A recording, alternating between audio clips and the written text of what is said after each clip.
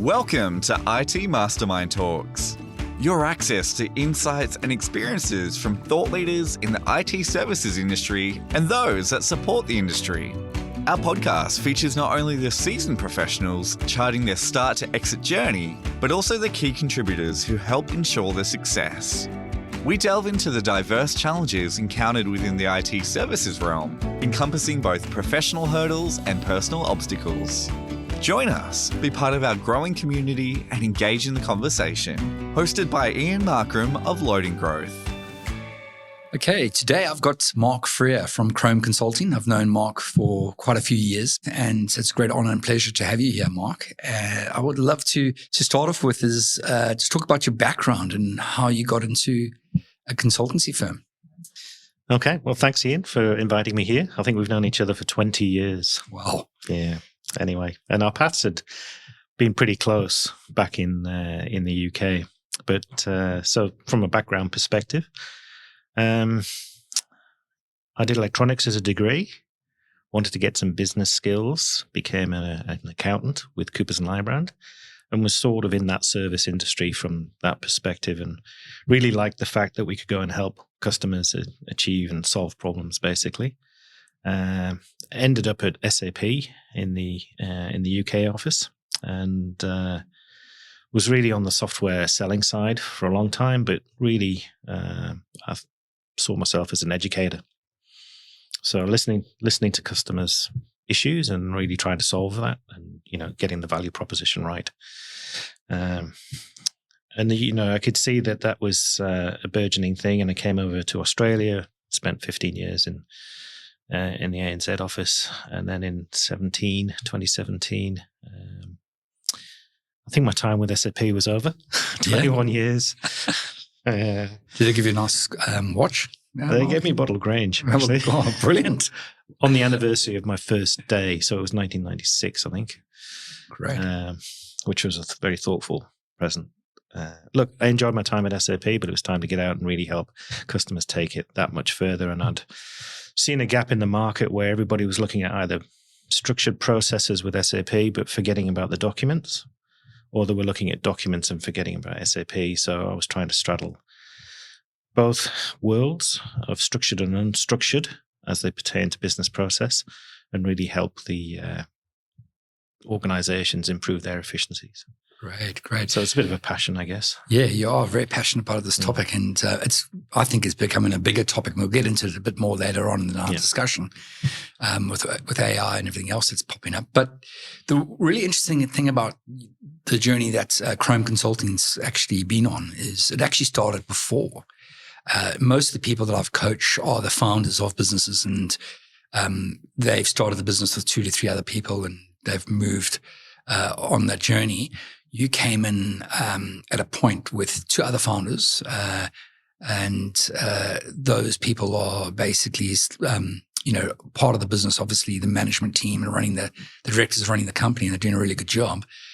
But how did you actually come on? And what was the process? And because I think it's really important, a lot of clients that I coach might not have started that way, but they tend to end up bringing on, other people into the leadership team, into the management team, the senior management team, the ELT, whatever you like to call it, to actually grow, take the business to the next level, the 10x mold. And obviously that's happened early on with Chrome. So how did that happen? And how did was there a bit of a change management process there? Everyone giving up the baby, sort of that sort of type of thing? Yeah, look, Chrome started 10 years ago, actually, 2014 in May. We just had a 10-year anniversary party down in Melbourne. Yeah. Dan and Athol founded it. Dan joined a few months later, and I joined in 2017 from SAP. So I was bringing a different level of connections. I had my chartered accountant's background and stuff, but did I know how to sell services, like commercial contracting stuff? No. I mean, I had some business nous, but so I was a bit subservient. I slipped into the management team, and I was doing business development and marketing type stuff. And I think what happened was I became the reluctant CEO which is probably the best form of CEO. I'm not about ego. I'm about doing things. I'm about calming the noise in the business. And that's when we brought you on. And you helped us. I think the quote that Athol would say is, "You helped us avoid costs, like basically from mistakes." So you pointed us into a more holistic perspective. We also had eMyth at the time. So we had a coaching organization which was completely independent. And then we, because of your background in the IT services industry and in our ecosystem, which is the SAP ecosystem, we found your input very valuable. Yeah. So, I think it was 2019, I became CEO, and it really became a crucial point in the business because we were doing decisions by committee. Yeah, it's a bit of a trend that I see with consultancy firms. They don't want to make the hard decisions, so what they do is they tend to make it, decision by committee, because they take the pressure off themselves. Yeah, it's great. It's growing up, basically. Decision by committee and then changing your decision. Yeah. Or forgetting that you'd made that hard decision. So tracking, we tracked every decision that we made thereafter. And then we put in more operational processes. But it turned out, and you hit the nail on the head, it's a change management piece. It's everybody's perspective that needs to sort of come together and be more aligned on what the business is trying to achieve. Yeah. It's amazing because I was on a call late last night with a client and I was saying to them, just take action. It doesn't matter sometimes if it's the wrong action, but inaction is what tends to happen. I think everyone's so fatigued in small businesses and especially in IT services that they're always, putting all that energy into their customers to make sure their customers are successful. And then when they have time to execute internally, they don't actually do that themselves. And, they don't look after themselves as a business. And that tends to mean inaction. And it's sad. Yeah, I was thinking last night, the other thing that you brought to us was, and I guess this goes back to a lot of the frameworks and education that I had, through Coopers and through SAP, etc. There's a phase of points where you go, you're consciously competent, you're consciously incompetent, you're unconsciously competent, or you're unconsciously incompetent. And our call out to you was to try and get you to tell us where we were being unconsciously incompetent.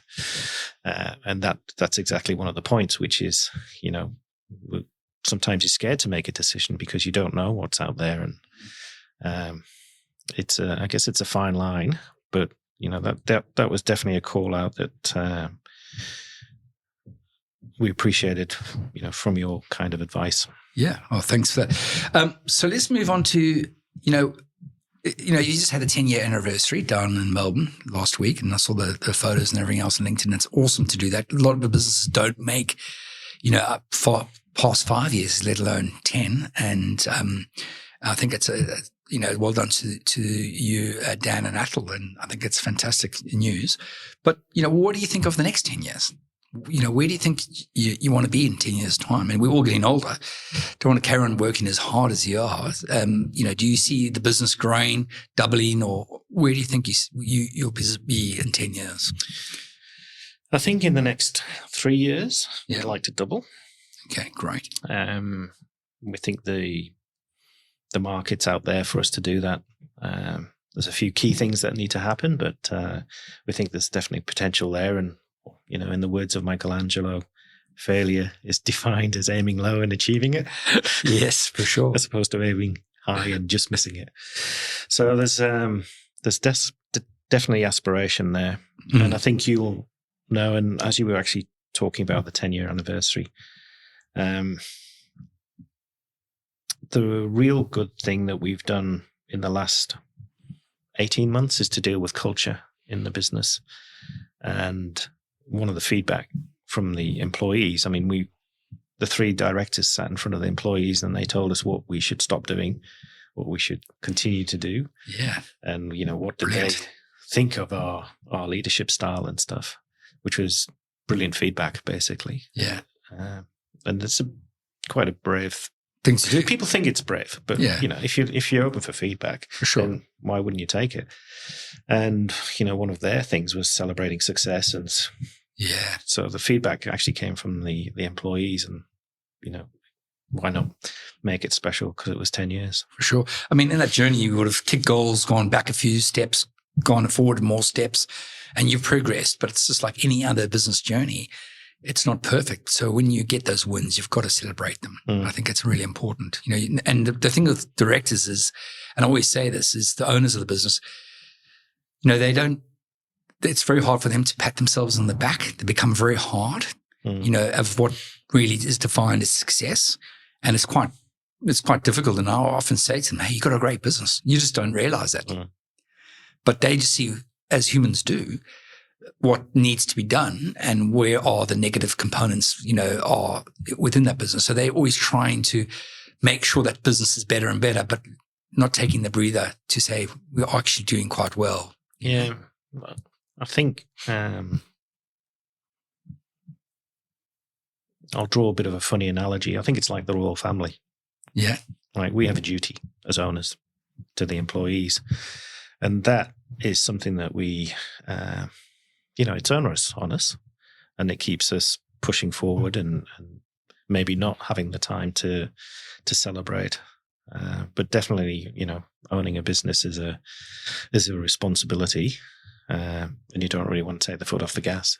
For sure, definitely. It's a lot of people dependent on you, and when you hire people, you put that that focus is really important to make sure you get the right person on board. But then you got to make sure they're actually going to get paid. And that's great. Good. That's what I love about you guys. You're really honest, easy company to coach, and I mean, everyone has difficulties, but you are of such a core team of people there that makes it a pleasure. So I've often wondered, and I've asked you the question a couple of times. How many owners should you have? Should it be 2, 3, 4, 5?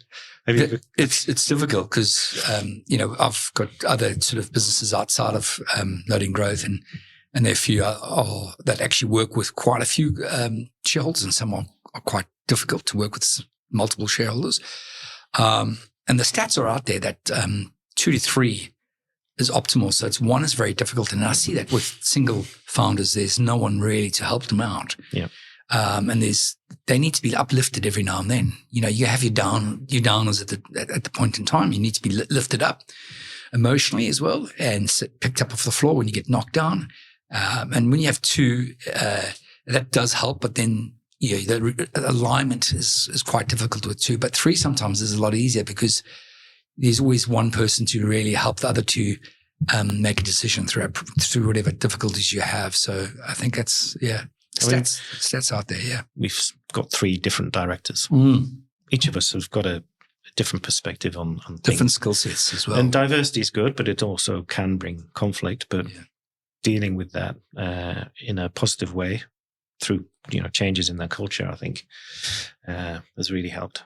Great. I'm going to move on to more about the growth and development, where you think things are going to be for Chrome. And one of the things that I see is, what do you think is a pivotal moment to get to where you want to be in 3 years' time? We've mentioned AI briefly, privacy, security around data, and I think it's the big button that I think you will be pushing over the next 3 years. Could you elaborate a bit on that, and where do you see companies out there needing your services? Look, I think the pressure on data, and by data I mean structured and unstructured, has been increasing. And I think there's been a tipping point around, and people's realization around AI and also privacy, given the amount of cyber hacks that are happening. I think they were up 300% in the first quarter of this year. Wow. So it's almost daily that people are getting hacked. Customers and businesses are getting hacked. So, I think there's many roads that lead to this problem of data. And it doesn't seem like there's a single strategy or approach out there, and customers are struggling. So we get, we might go and pick up a problem here to do with SAP systems and shrinking it for the S4 move. That's good. But of course, if we retire data or purge it, then it's very secure because we've deleted it. So does that data have PII information in? And I think GDPR and PII is coming, and we've seen a couple of organizations like doing work for a bank where your right to be forgotten as an individual record across all of their banking systems is something that we're able to achieve in terms of a precision surgical removal. But, mixed in with that concept is the data lifecycle. So how do we create it, manage it? It's business active for a while, and then it's business complete. Do you want to move business complete information into cloud systems? Well, the software as a service industry don't want to take a lot of history. Some industries actually have to keep 75 years of data. Well, that's federal and state government. So there's these competing aspects, but at the center of it is data and its redundancy, and it's getting old and trivial, and you suddenly then come along and you want to take on an AI project. And AI for me or generative AI is similar to switching on a search engine. And we've had customers run enterprise search up, and they've found lots of PII information in their search results. And they know that that's a threat, and they can't have that. And that, that's come about from old SharePoint team sites, acquisitions, etc. And AI, using that kind of data set, will take the redundant and old information and construct something that it shouldn't. It shouldn't have access to all of that information, and security in the document space is very poor. I liken it to the Wild Wild West. For sure. I think it's going to be a big topic the next year or two, definitely. So we know there's a big opportunity for your growth in the next 3 years. We all understand that from the IT perspective, and then that's fantastic. So we know that clients have a problem. The challenge with clients, as we know, is they don't know how to, really address the problem, or they don't really know what the problem is. They know they've got something's wrong.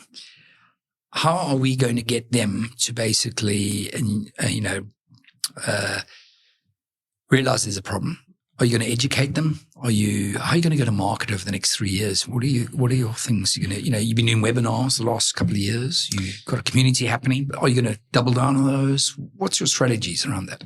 Definitely with the community. Yeah. So we've run one user group on one particular product line.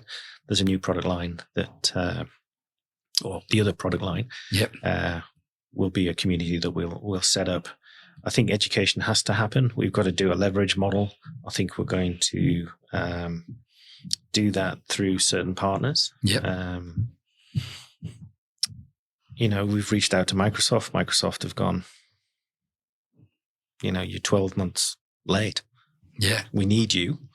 Why weren't you around 12 months before? But we're here now. Yeah. And they still haven't really got the support that they need. For sure. And they want to be the data platform for customers. But they don't know how to articulate and work through the different capabilities and solutions out there that might be needed. Yeah, definitely. Because there's not a one-size-fits-all at the moment. Yes, the large enterprise, so many complexities there on the landscape, and the buy-in, and the actual people that have the permission to do things and everything else. It's quite a difficult hurdle to get over. And always people. It comes down to people, not systems. It's the people. That's right. Yeah. And look, when we go to customers and we try and archive old data out of the system to shrink it, we're not even deleting it. We're just moving it to somewhere which might be a little bit more safe, on modern technology.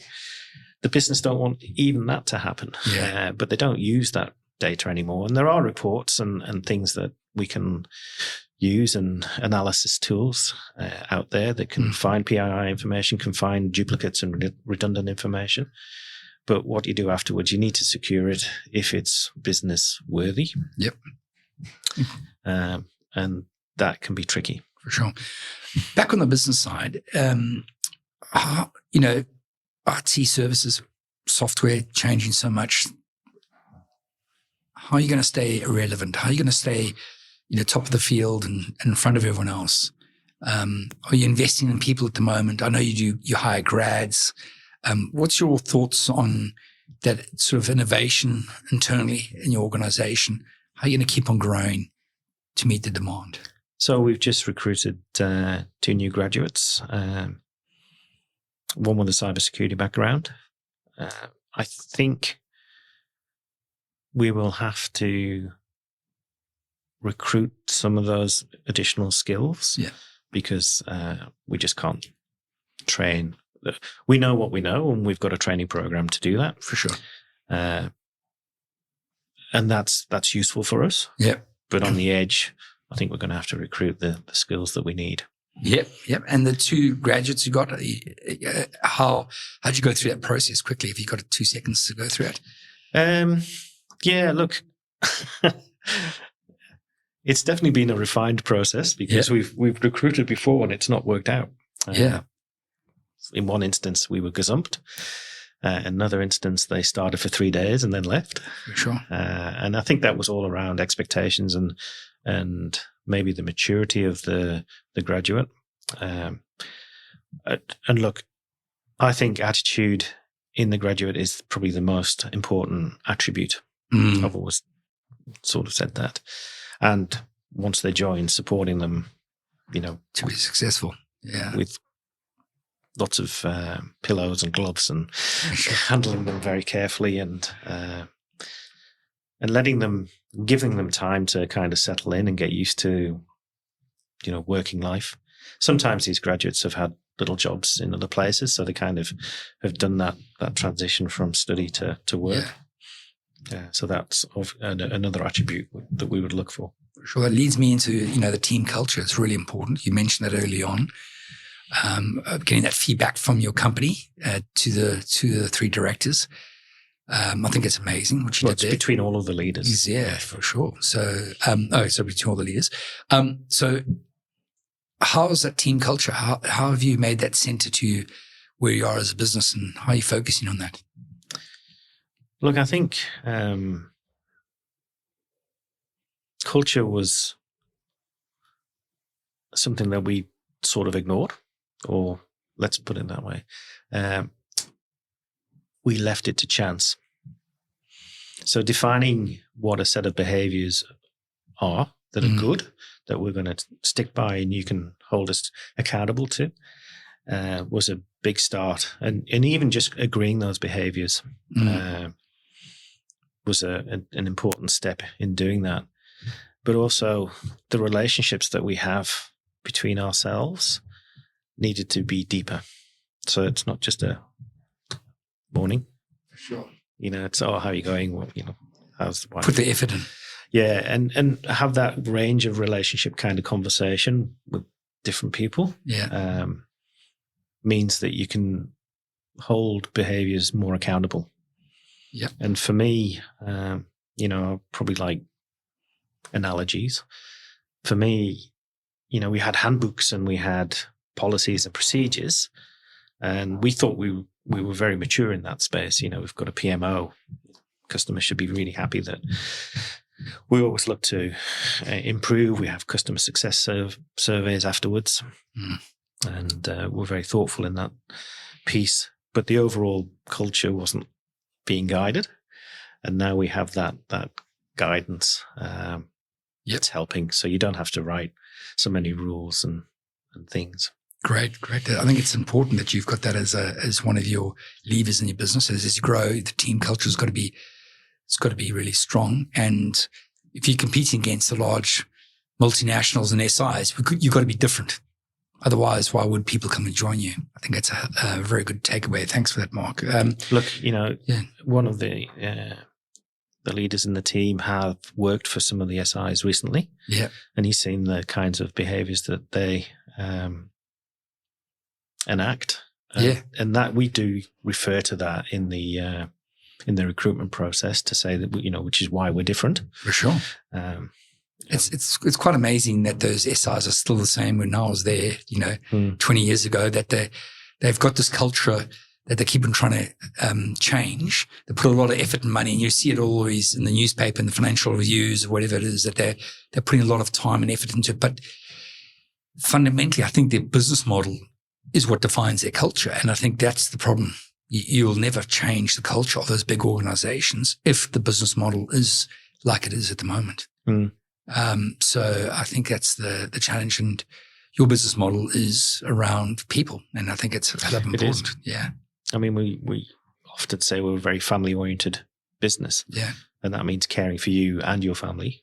For sure. And, allowing you the flexibility to do whatever you need at the time that's important for you. Yeah. Great. All right. Now let's get on to the clients, the ones that pay the bills at the end of the day. Mm-hmm. And it's really important, let's just quickly talk about the services you sort of offer, just so that people sort of understand, where you came from, where's Chrome, what they do, where they're positioned. Can you just give us a bit of an idea of what services you folks really offer? So I think our tagline is confidence in your content. And that content could be data, structured data or unstructured data. And what we do is we look at an organization's operational processes, if they're running SAP or other systems like Pega, etc. And how do we inbuild or embed the content so it's easier for the end user, which makes it more efficient. They're getting the right information at the right place. And in some cases and in some processes, it contributes to the saving of lives.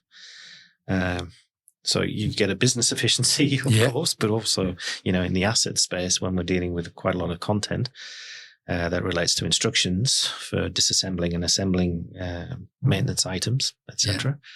If you get that wrong, then that could involve injury or even worst case death.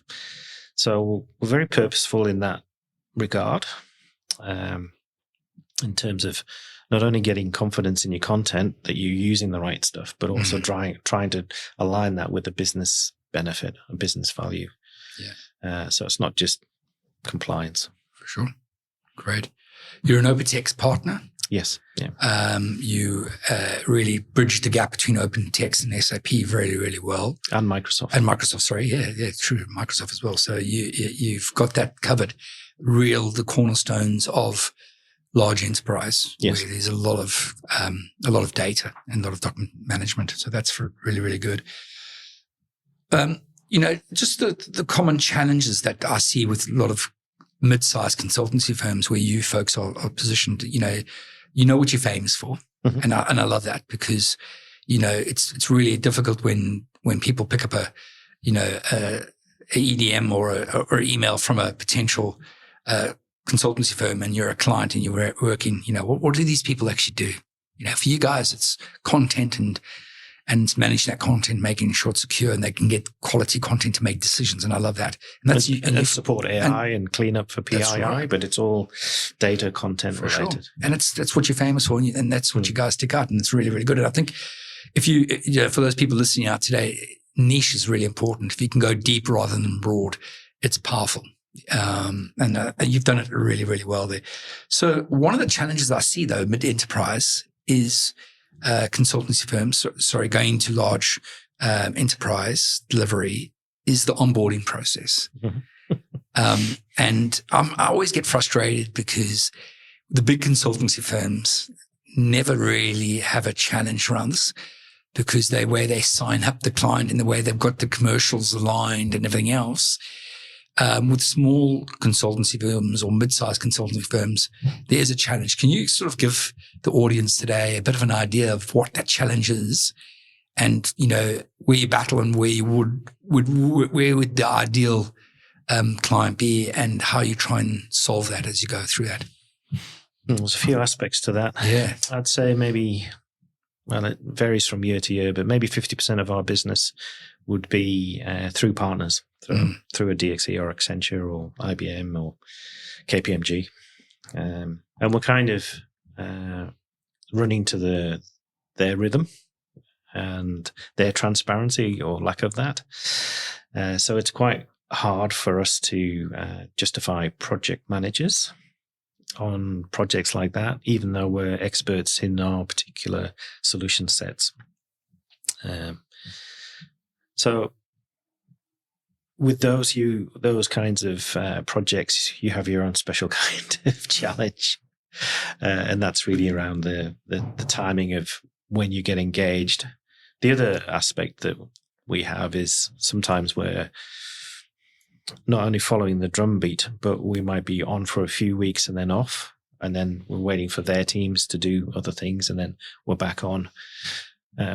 More and more, we're getting a bit more savvy around, certainly for 3 or 4 cases, where we say, look, this person's yours. That's it. They're booked on your time. For sure. For other customers, we're agreeing in the month before what the following month's commitment will be. Yeah. So with either the customer or the SI's project manager, and saying that, let's say it's 15 days. That's what we're going to bill. Yeah. Now we still have the resourcing obligation to fill the other 5 days, but that's giving us a bit more certainty and a bit more transparency around that. So they're 2 things that we're expanding, I guess, in that sense. Great. Along with an onboarding checklist, and really trying to be. We're very customer friendly, let's put it that way. Yeah. And the customers sometimes take advantage of you guys. And so, having a bit more discipline on our side to say, no, we will not commit any resource until, you've issued user IDs, or servers are commissioned or whatever, because we know there's lead times associated with that. But again, it's about transparency. Yeah. And being open with the customer as well, and checking in. For sure. So we've had a recent, yesterday we have PMs. We've been brainstorming some of these things, and we're hoping to take that up a level. Good. And, my drive is to be better every time. Yeah. Like that makes me happy. Growth is happiness in my book. So good points. Eking and pushing that boundary to be a little bit more more improved, let's say. And that might also include terms that we might change on the statement of work around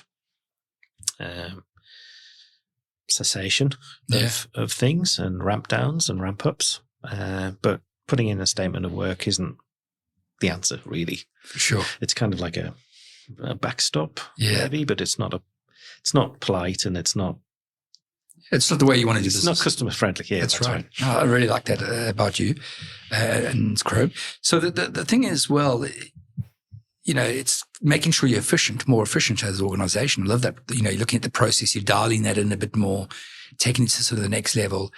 And with that efficiency, also less frustration will happen as well. Yes. So the cost will be better. You won't lose revenue, unbillable days. And then on top of that, frustration, eases. And I think it's less friction. And it's better for the consultants as well. Yeah. So, they've got more certainty of knowing what they're going to be doing during the days. For sure.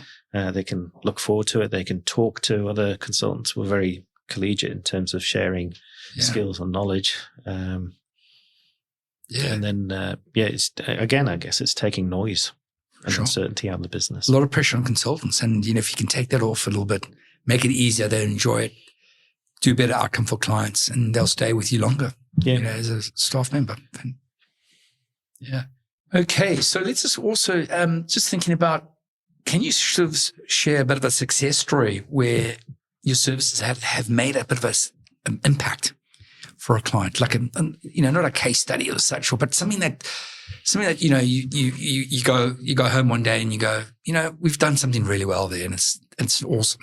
It's a bit hard when you're a services firm, and you're putting some technical solution in to sometimes get that that feeling that you're actually changing the world.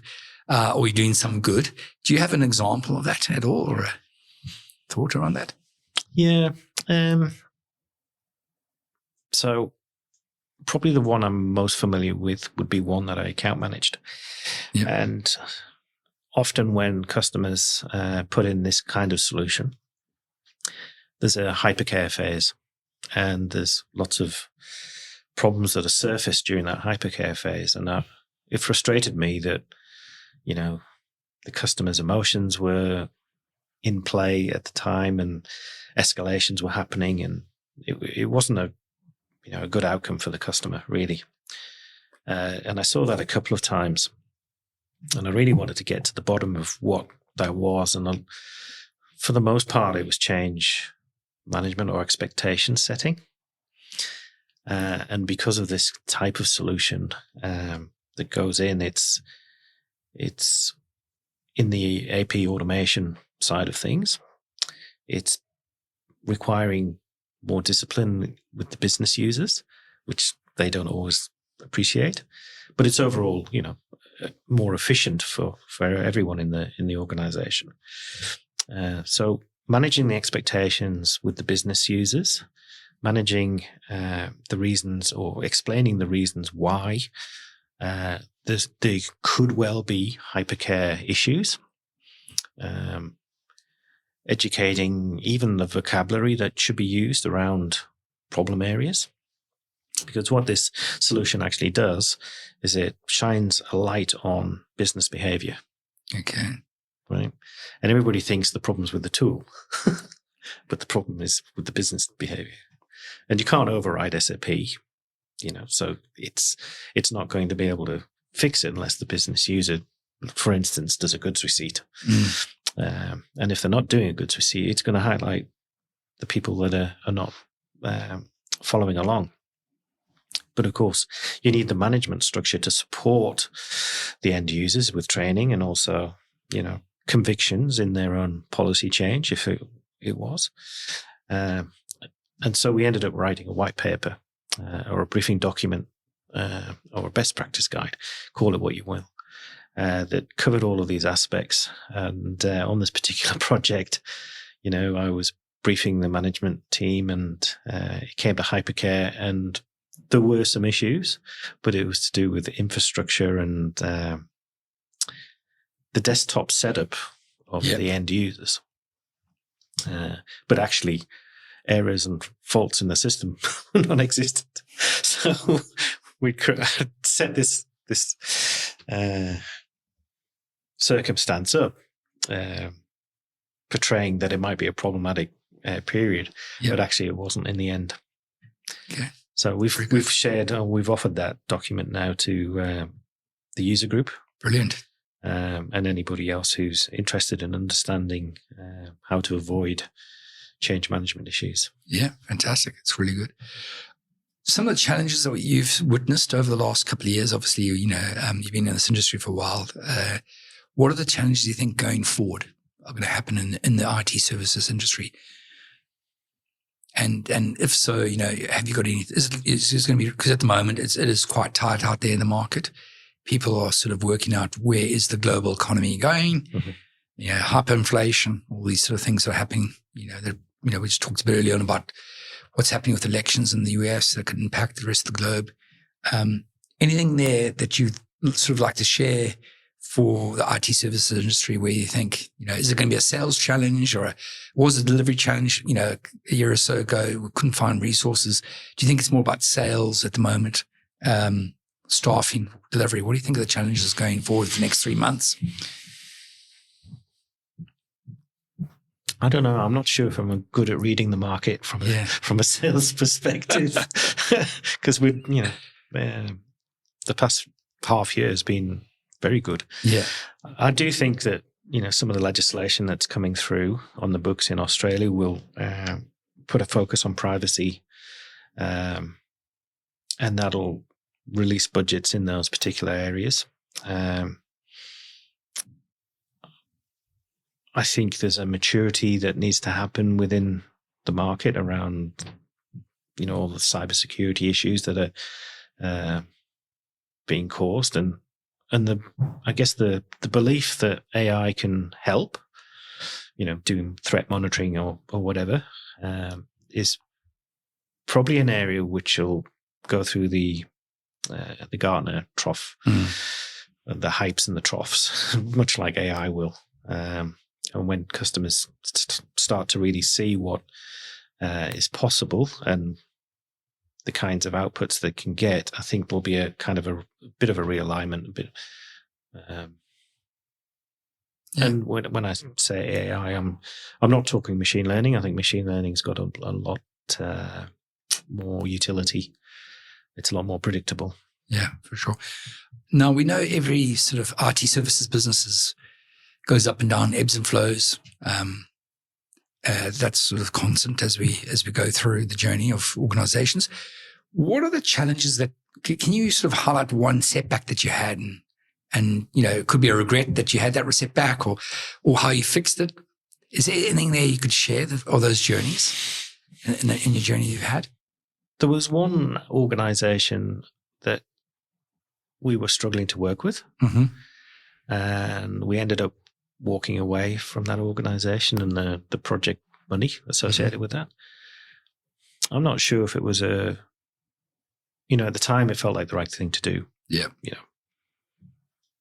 I don't know. I think the jury's still out on that. For sure. Great. Yeah. So it's difficult when you're in the weeds and emotions are running high, and these clients are basically being destructive themselves. Sometimes you've got to just take it on the chin, or sometimes walk away. I suppose you decide to walk away at the time, which is a fair call. And it wasn't a cut. Yeah. Let's go. It was a ramp down, so we didn't leave them in the lurch. Yeah, for sure. But yeah, I think that was probably the biggest setback that the organisation faced. For sure. Well, thanks for sharing that. I think nothing works, perfectly, as we know in the business world, and that's good. Future. Let's talk about the future and the vision. We spoke about the trends really of the IT industry, where that's going, and there's really great upside for Chrome, and I think that's fantastic for you folks. And it's always good when you're running a consultancy firm that certain things do fall in your lap a bit. Nothing really does. Everything's planned. No, you want the water to flow in your direction. Yeah, for a change. So you want to swim with it? Swim with it, not against it. Not against it. And in this case, I think it's definitely going in your direction, which is always fantastic. We spoke a bit about the long-term goals, and I love for that, sharing that. What would you give someone that's really, could be in, your past, working for a big software vendor, that is maybe not say disillusioned, but really wants to change? How would you think is the best way, or what do you think is the best way for them to move into an IT services organization or start one up? Any thoughts on that? I think you've got to try. Yeah. If you've got the conviction and energy, then try and even if you fail, it's not really a failure, and that's the US culture, really. Yeah. It's not necessarily the Australian culture yet, but I think there's lots of niches out there with all the microservices, and in the SAP world, it's the BTP platform. You've got tons of services with AWS, Google, etc. So actually assembling those things provides a lot of potential. But I think from a make out and trying, just make sure that some of the housekeeping aspects. So I would say, make sure the industry is growing, that you're addressing. Right.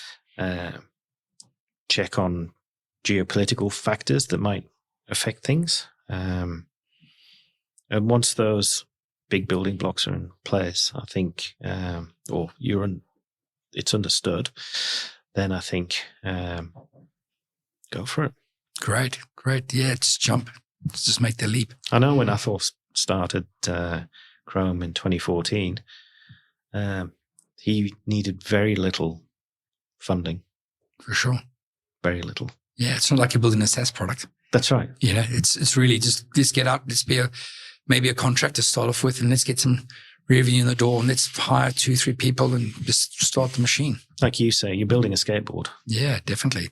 Not a car. Not a car. Everyone wants a car. That's right. You get to the car. Got to get the momentum. But also a product, products are difficult. Yeah, definitely. I mean, we've not gone that way. Not purposefully, probably because we've been distracted. We could do it. We do have a portfolio of custom work that we do. So this is 17 or 18 custom map apps that could help customers, but we haven't productized that. And I've seen other businesses try to productize things, and it's difficult. Be burnt. Yeah, and the problem with that is you're a services firm and you got to make sure people are billable. And then that goes up and down all the time. That focus has got to be on there, that pulse of the business. And if you're trying to build a product in parallel to that, it gets orphaned and neglected. So yeah, it's a bit of a challenge, I see. And then, a software company might come along and fill that gap. Yeah, it's a bit difficult. All right, just like to say thanks, Mark. You've been an awesome client, and you've got a great business, and you should be very, very proud of where you are and where you're going. Thanks so much. Thanks, Ian. Thanks for joining us on IT Mastermind Talks. Don't miss out on our next episode. Hit the follow button and stay updated. Want to be our next podcast guest? Contact us and share your expertise with our audience. Visit www.itmastermindtalks.com for more information.